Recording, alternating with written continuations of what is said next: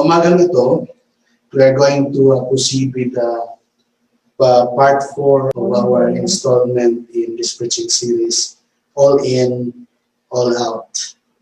Now, our key reference is found in Acts chapter 2, verse 17 up to 21. And before we pray, let us read the passage of the word of the Lord. And it shall come to pass in the last days, says God, that I will pour out my spirit on all flesh. Your sons and your daughters shall prophesy. Your young men shall see visions. Your old men shall dream dreams. And on my men servants and on my maid servants I will pour out my spirit in those days, and they shall prophesy. And I will show wonders in heaven and above, and signs in the earth beneath, blood and fire and vapor of smoke. The sun shall be turned into darkness and the moon into blood before the coming of the great and awesome day of the Lord. And it shall come to pass that whoever calls on the name of the Lord shall be saved. Let us pray. Amen. Father God, we offer our lives to you. And as we incline our hearts and our ears, Father, release your word. And this word, Lord God, shall create life within us. A life, Lord, that is full of passion. A life, Lord God, that is full of hunger for your presence. A life, Lord God, that longs for you. Like a dry and weary land where there is no water, where we claim and we desire you, O God. And so today, you speak to us as your people. Speak to us, Lord God, as your sheep, because you are our great shepherd who will lay us down in the green pasture through the blessing of your word.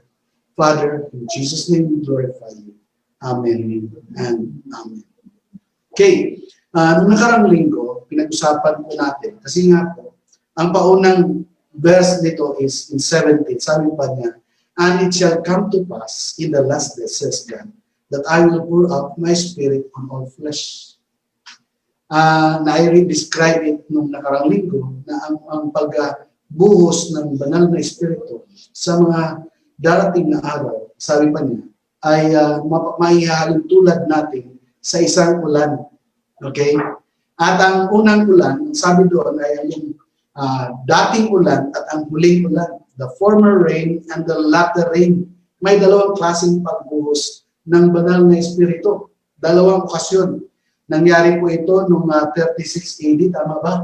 31 AD, nung sa panahon ng Pentecost, na yung mga disciples sa Panginoong Jesucristo ay nagsasamba doon sa upper room, biglang bumuhos ang malakas na pagbagsak ng banal na espiritu sa buhay ng bawat isa. Yun po yung tinatawag natin na the former rain.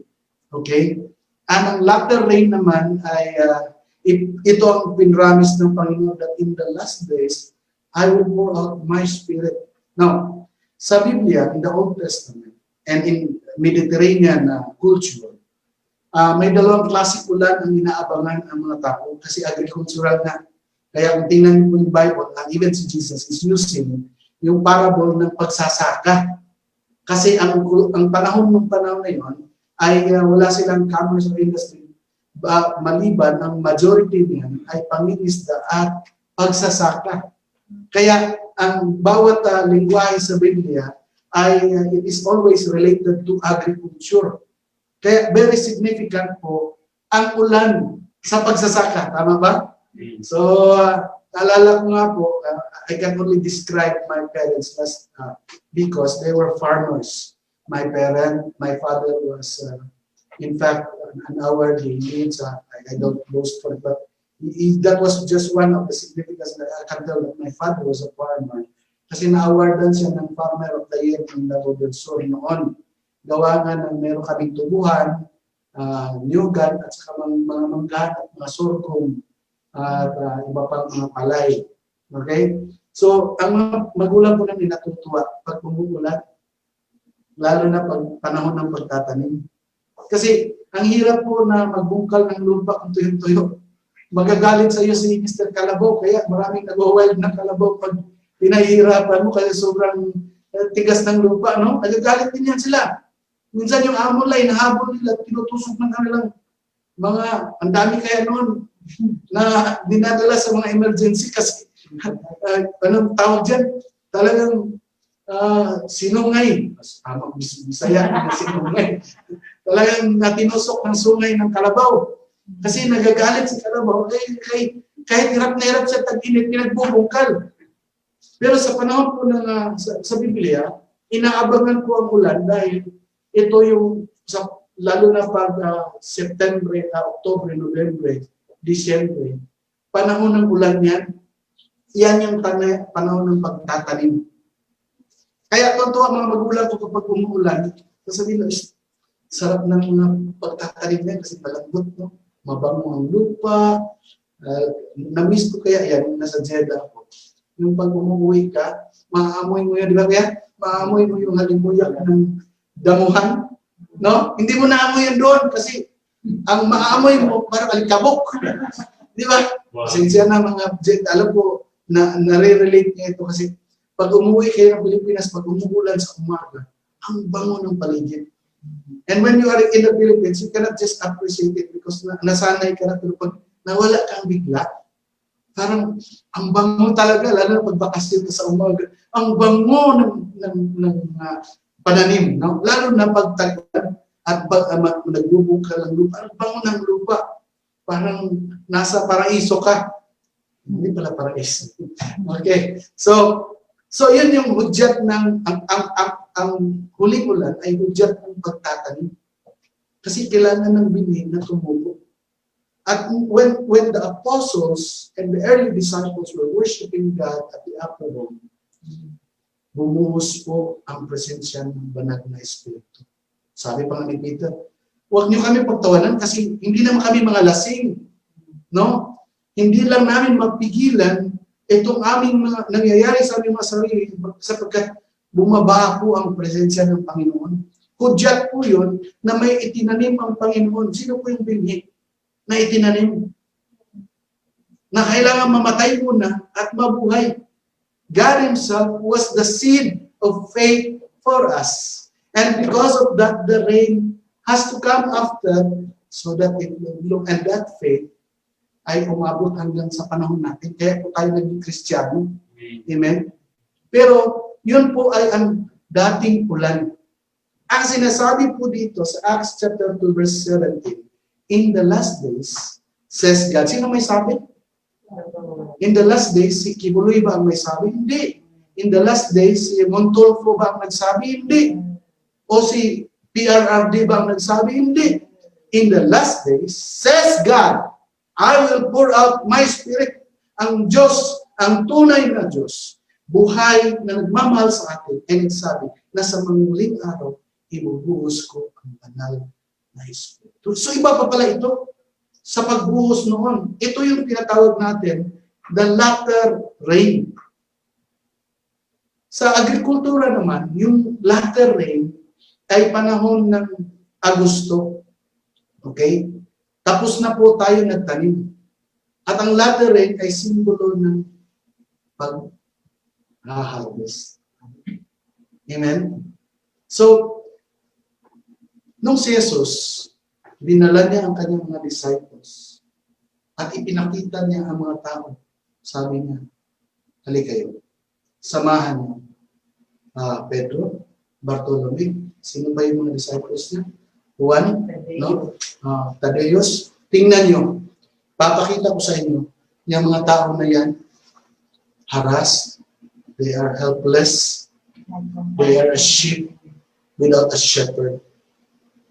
Look at the harvest, sabi ba niya. The harvest is plentiful, but the workers are few. So, call and pray for the Lord of the harvest to send out workers in the harvest day. Ngayon, sasabihin ko sa inyo, ito ba ay panahon ng pagbuhos ng banal na Espiritu? Naibuhos na po ang latter rain. It is now the time for the harvest. Nung bumagsak na po ang huling ulan, wala na pong susunod na ulan na sinabi ang Biblia. The spiritual rain was already poured. The latter rain was already poured. At ito po ang gagawin ng mga anak ng Diyos ay makipagsabayan dahil nagtatawag na ang Panginoong Yesus sa ubasan. Amen? Ikaw at ako ay tinatawag niya para po mag-harvest. Kaya po ang simbahan ngayon ay nananalangin sa kanilang mga ang Diyos mismo. I cannot make my own list. Kasi pag ako pinabayaan na maglista, ang dami kong kaibigan talaga. Nahirapan ako. Kaya ayaw kong mag-isip. No? And then I realized that I don't have to think kung sino ang isusulat ko sa aking prayer of 3. Kasi si Lord mismo magsasabi sa akin kung sinong isusulat ko, I cannot disagree with Him. Kasi ayaw kong mahirapan. You know why? God has an agenda for those people na as I am saying right now, kung wala ka pang prayer of 3, you don't have to think about it. God will tell you who are those people. We are on day 2 of our prayer for the 30 days of praying. These people of 3. Kasi harvest na po. Sinasabi ng Diyos na yung mga taong yan, may pangako ang Diyos sa kanilang buhay at may gagawin ang Diyos sa kanilang buhay. Alam mo, hindi kikilos ang Diyos kung hindi siya makikipag-partner sa tao. Kasi po, binigyan na po tayo sa panahon ni Adan at ni Eva, binigyan na po tayo ng katungkulan ng Panginoon. No? And He gave us the dominion and authority. And God is limited by His word. Hindi siya basta-basta papasok sa mundo kung hindi po natin pinag-aagrihan. Look at Mary. Nung sinabihan ng anghel si Mary na ikaw ay magbubuntis, no? Sabi pa niya, hindi agad automatic yun na hindi inalaw. When Mary said, "Be it unto me according to your word," she submitted, and then that's the time that God placed the Spirit of God upon the womb of Mary. Because Mary agreed. Wala pong, kita niyo pag nagpapadala po ng calamity ang Panginoon sa panahon sa Biblia, pinagpapaalam niya sa tao.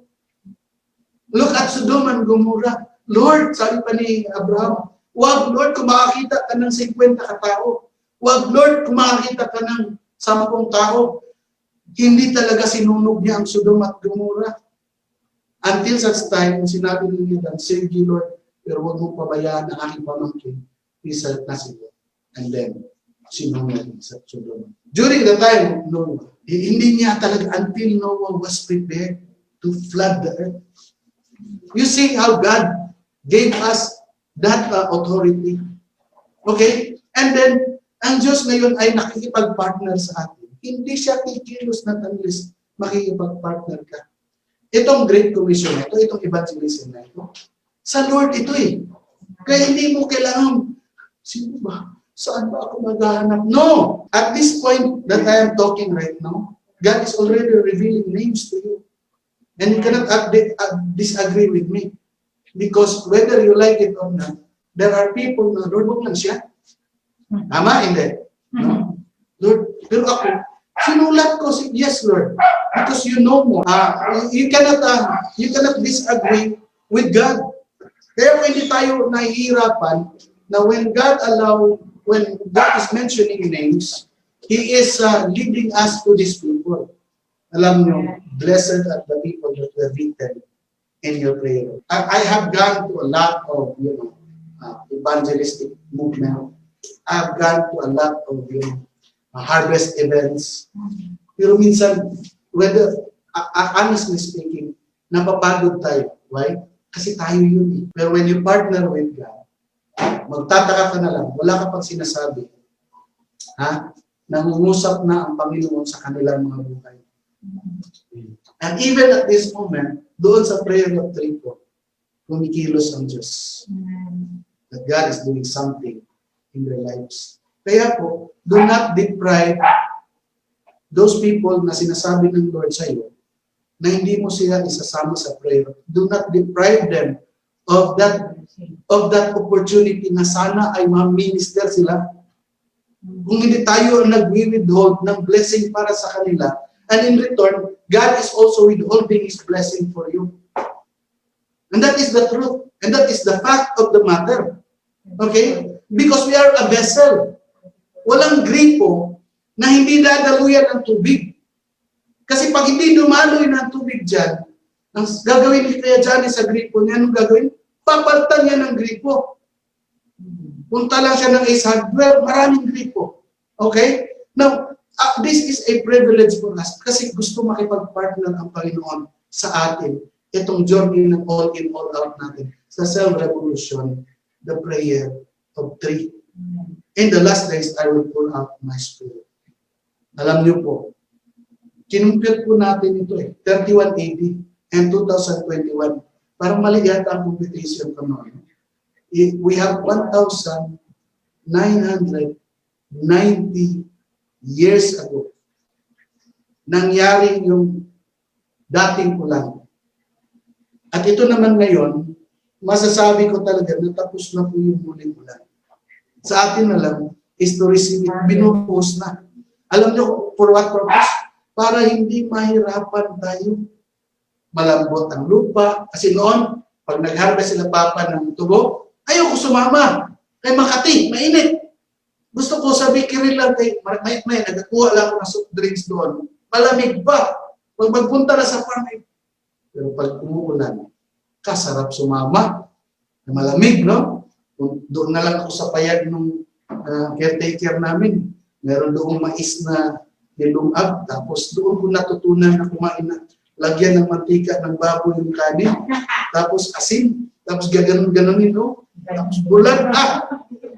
Ay ko, sama ako. Kasi hindi ako nila ini-expect na pumunta din sa labas kasi umuulan. Sila lang magtatabas. Yan. Hudyat po ng pag-harvest kapag umuulan. Amen? Kasi malamig. Gusto-gusto ng mga farmer, di ba, te? Pag lamig kayo magputol o mga ano, labi na magtanong pag umuulan, kasarap. No? Pero pag tag-init gano'n, wala. Hindi magsilbi yung matatayin natin. Hindi pwede magsilbi yung mga sunblock natin na PF71 dyan. No?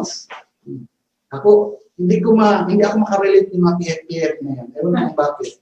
No? Para saan ba yung sunblock na yan? Para umitim. No? Para hindi umitim. Pero ako, nung naglagay ako ng sunblock, wala mang difference. Ganon pa rin. Siguro baka abo na pag nasunog pa ako ng luto naman siya. Okay.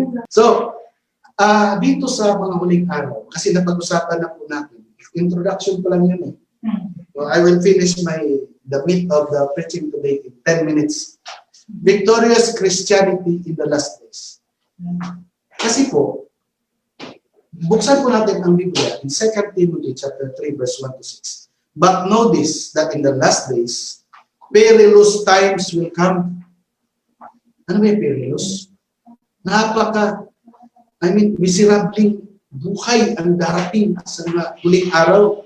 Sinabi po ng Biblia ito, for men will be lovers of themselves. Okay? Lovers of money, boasters, proud, blasphemers, disobedient to parents, unthankful, unholy, unloving, unforgiving, slanderers, without self-control, brutal, despisers of good, traitors, headstrong, haughty, lovers of pleasure rather than lovers of God, having form of godliness, but denying its power. And from such people turn away. For this sort are all those who creep into the households and make captives of gullible women loaded with sin, and led away by various lusts, always learning and never able to come to the knowledge of the truth.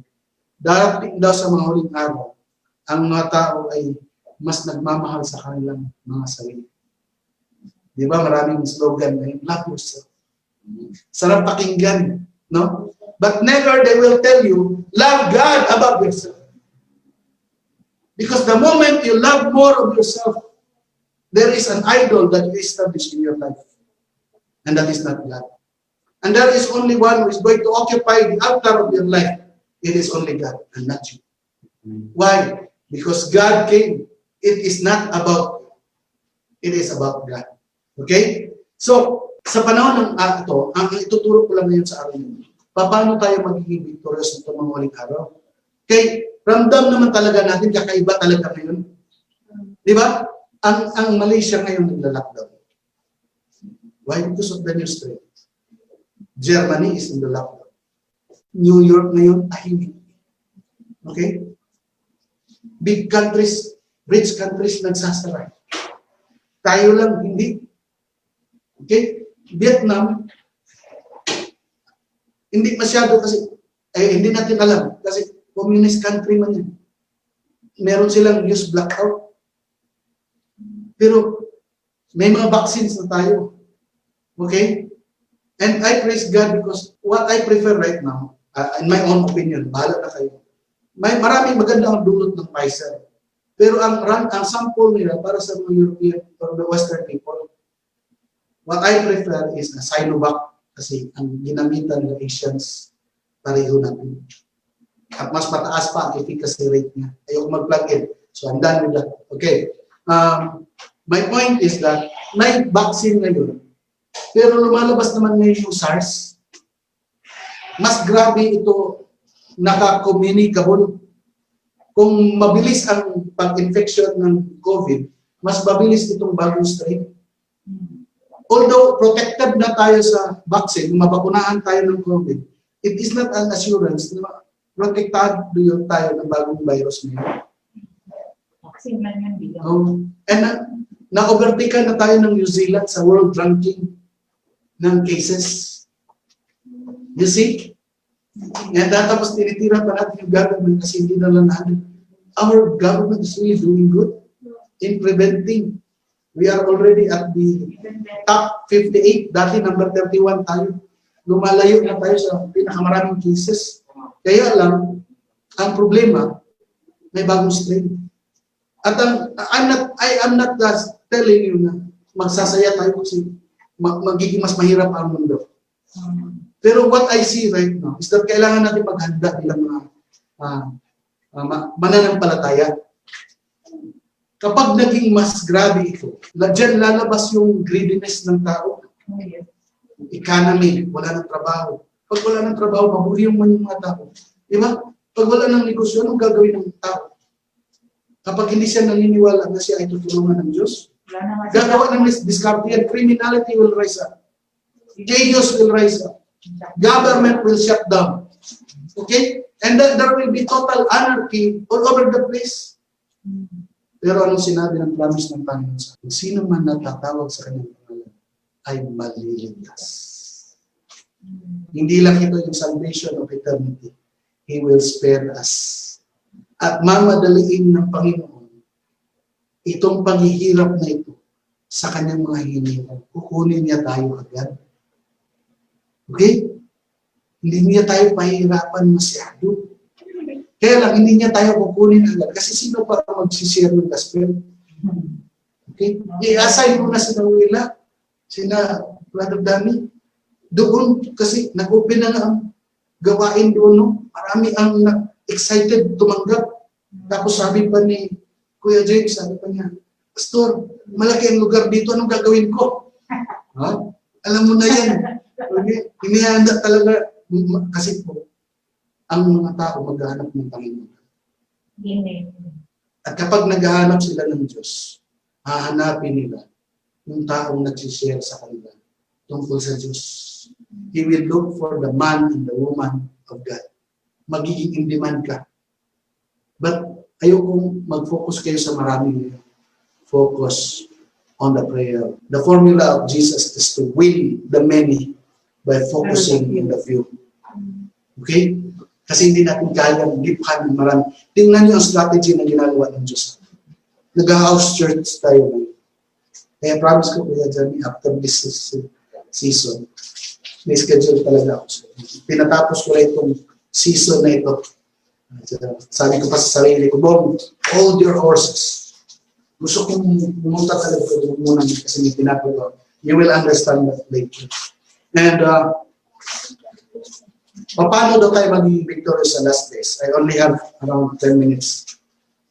Is how, ganito. Kung may magtatanong daw sa inyo, kung ano ang personal theology mo sa nangyayari ngayon, what will be your response? Okay?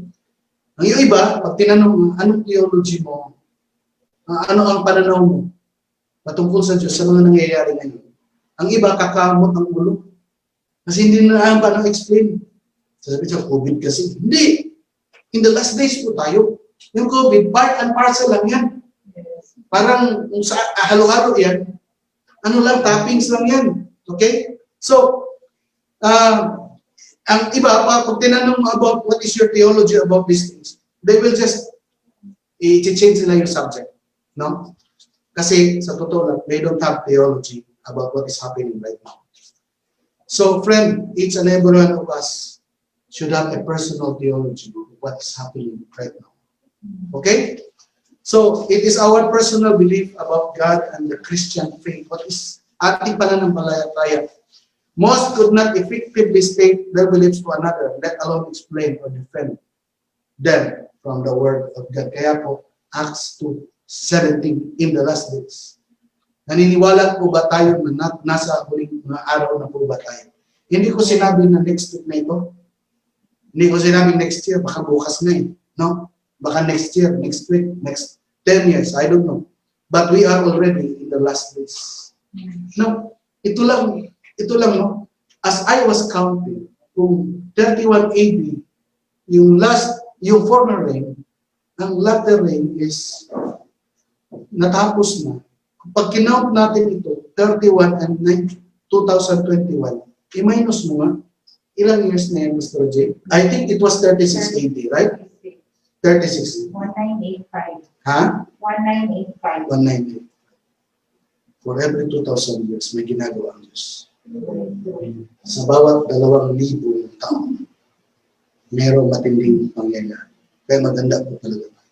Magpapagal po tayo sa mga naiiwang panahon. I'm not saying na yan talaga exact, I'm not saying. But in every 2,000 years, there are major events that is happening in the eyes of the human race. Okay?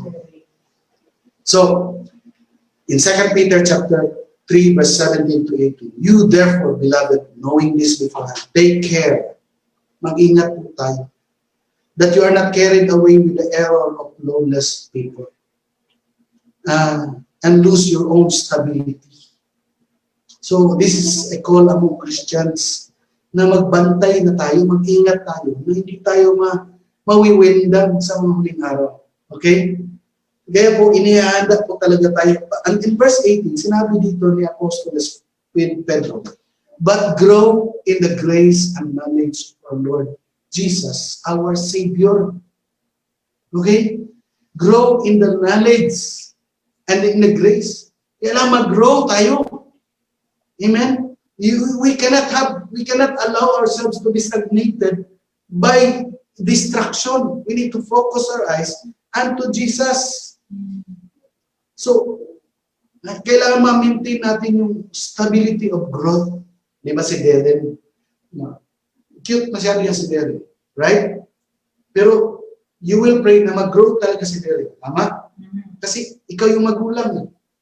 Now, malulungkot siguro tayo sa ating mga anak. Siguro, in first 2 years, cute ng anak ko. Like si Kish, no? Tutuwa ka. Pero ayaw mo naman na nanatili siya ganyan kaliit. She will really grow. Yan yung mga anak ko ngayon. Malalaki na. Si Leonard yata, mas mabigat pa yung timbang sa akin. Sabi ko na, kailangan ba? Nandiyan siya. Nag-grow siya. Pogi pa naman, no? So, wapo nga anak ko. And I praise God, I am so blessed with this life. Yung mga anak ko nag-grow. Even Sam, as I was looking at the pictures, ang cute talaga ni Sam mo. Sabi pa nga ni Muriel kanina, na-miss ko yung baby pa si Sam. I-miss mo lang, pero don't look na, huwag mong ipangarapin na manatiling gano'n si Sam. No, di ba? Kami din. Oh. So, ang Panginoon, dahil mga anak niya tayo, gusto niya, lumaki din tayo. Mag-grow tayo in the grace and in the knowledge of God. Kasi in the last days, we need to remain victorious. Amen. Gusto ng Diyos, victorious tayo sa mga huling araw. Kuya Danny ay nabibless sa mga huling araw. Kahit yung mga sa palibot natin, alam natin, we are not praying na paghirap sila. But, hindi natin maiwasan na mabless talaga tayo ng Panginoon kasi anak tayo ng Panginoon. Na Kuya Johnny, wala na paglagyan ng mga sasakyan. Expansion na talaga yan. Tama. So, mag-expand talaga ang mga anak ng Diyos kasi kailangan natin ng gasolina upang mapalaganap ang salita ng Panginoon. Why is blessing you? So that we can bless others. Amen po? Okay. In Ephesians chapter 4, verse 14, para daw po, itong mga huling araw, matindi pong pagyayanig. No? Kaya lang, in Ephesians 4:14, kailangan po natin mag-grow talaga in the grace and in knowledge of the Lord Jesus Christ so that we may no longer be children. Ayaw ng Panginoon na manatili tayong bata. Okay? If you see my post doon sa CB kanina na chapter, that you need to grow in the Lord and how maging victorious tayo. Okay? Tossed and fro by the waves and carried about by every wind of doctrine, by human cunning, by craftiness, and deceitful schemes. Kasi sa mga waling araw, madi-distract talaga tayo. Tatakutin tayo ng mundo. Para tayong, yung balimbing, no? Kapag sinabi ng government, renounce Jesus Christ, hindi man talaga ako naniniwala kay Christ. Pero pagkasama yung mga Christian man ako. No. I would rather die than renounce Jesus Christ. That is the truth. Okay? Ngayon mo, temporary lang man ako dito. Tapos kung i-count ko yung buhay, ayoko naman magtagal ng 100 years. Di ba? So, although kung ibigay talaga yan, bonus na. Pero ako, pag ginawa, to live is in Christ for Christians. Amen. And to die is gain. Amen? At kung sa Bisaya pa, ginansya sa mga Kristiyano na mabuhay kita diya kay Kristo. Kung mamatay ka, ginansya na. Dili ta alkansi kung paon na ta sa Ginoo. Amen? Hindi po tayo lugi. Amen po? Okay. So, alam nyo, ang Panginoon gusto niya victorious. Sabihan mo yung katabi mo, God wants you to be victorious. In the same manner, ayaw natin maglaro ng basketball, ano ba mga games natin, volleyball, bowling, or any game, kahit si Darren, pag naglaro yan, gusto niya mananalo siya. Tama? Ayaw niya, walang sino man na gustong matalo. So in order to prevail, itong buhay natin, huwag tayo magpapatalo. Okay? Kailangan daw natin meron tayong winning plan. Kaya as a church, we have a winning plan. Amen? Ang winning plan, ang sino mang sasabay sa pagkilos ng simbahan ay sumasabay sa winning game plan natin. And the game plan is not enough to ensure success. Kailangan ma-apply sa ating mga buhay. Amen po? Okay. So, in Jude chapter 20, verse 23, I only have how many? 5 minutes. But you, beloved, building yourselves up in your most holy faith and praying in the Holy Spirit, keep yourselves in the love of God, waiting for the mercy of our Lord Jesus Christ that leads to eternal life, and have mercy on those who doubt. Save others by snatching them out of the fire. To others, show mercy with fear, hating even the garment stained by the flesh.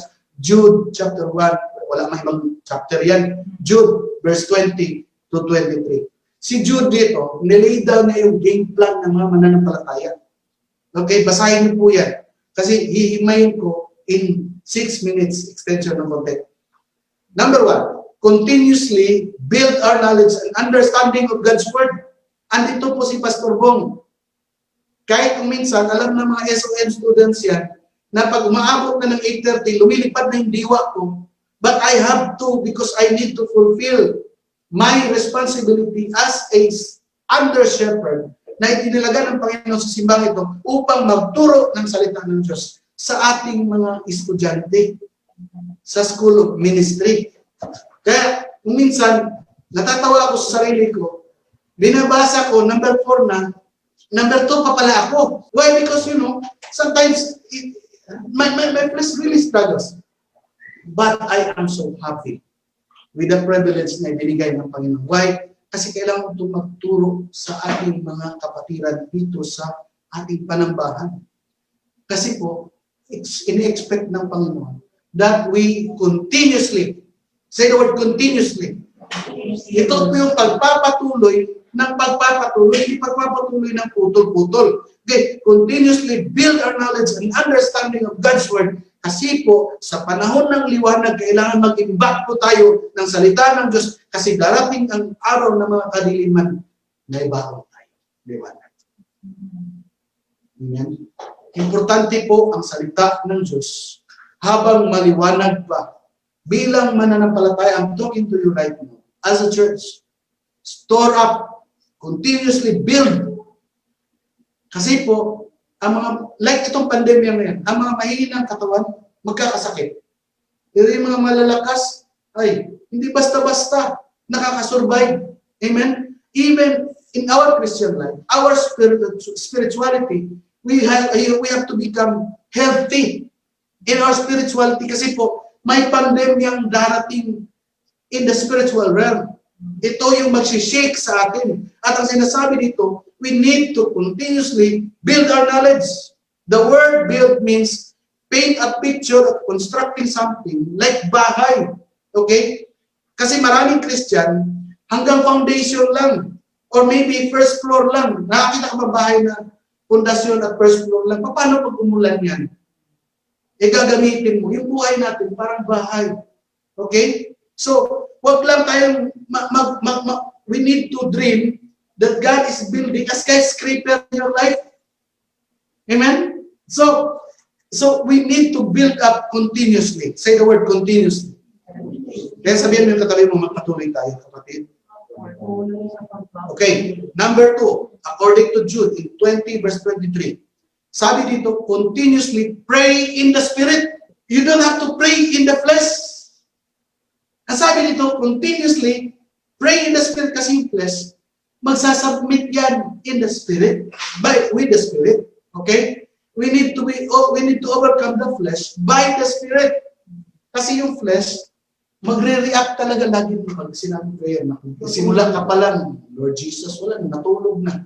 Ano? Kasi ayaw talaga din. So that's why sinabi, you need to pray this. You need to connect yourself with the Spirit of God so that He will guide you. Parang agila lang na lumilipad. Paborito ni Pastora Jane. Yes. No? Kaya yung mga agila, lumilipad lang yan. Hindi pakpak nila ang gamit, kundi ang hangin, ang mismo, nagpapalipad, nag-glide lang yan sila.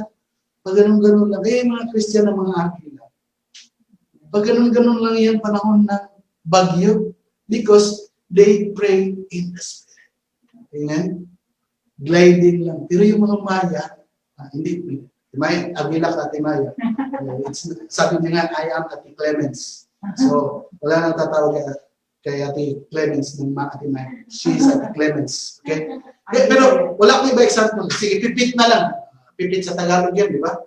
Yung pipit, pag malapit na ulan, wait na, ayan na ulan.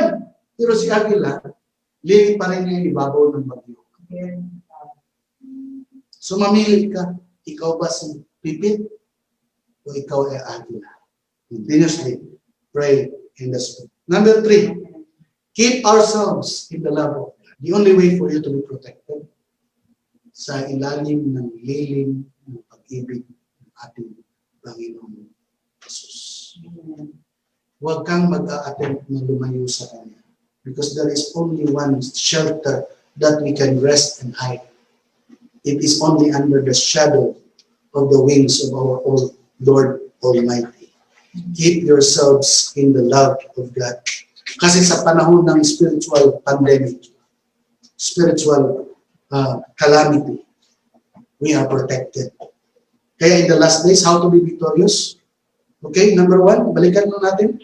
Continuously build up our knowledge and understanding of God's Word. Number 2, continuously pray in the Spirit. Number 3, keep ourselves in the love of God.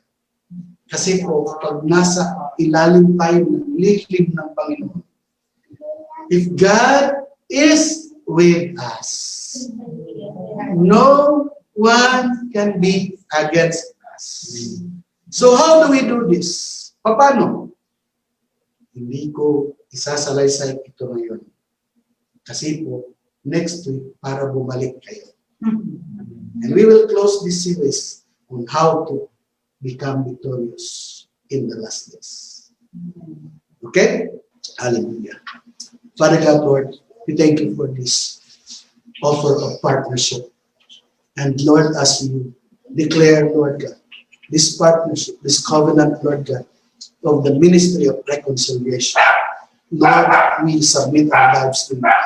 Gamitin niyo po ang aming mga buhay bilang instrumento, Lord, ng pagpapalaganap ng iyong salita upang mas marami pang makakilala sa iyo. Father, we glorify your name. In Jesus' name. Amen. Amen. The Lord bless you and keep you. The Lord makes his face to shine upon you and be gracious to you. The Lord turn his face towards you and give you peace. Now and forever. And the people of God will say, Amen.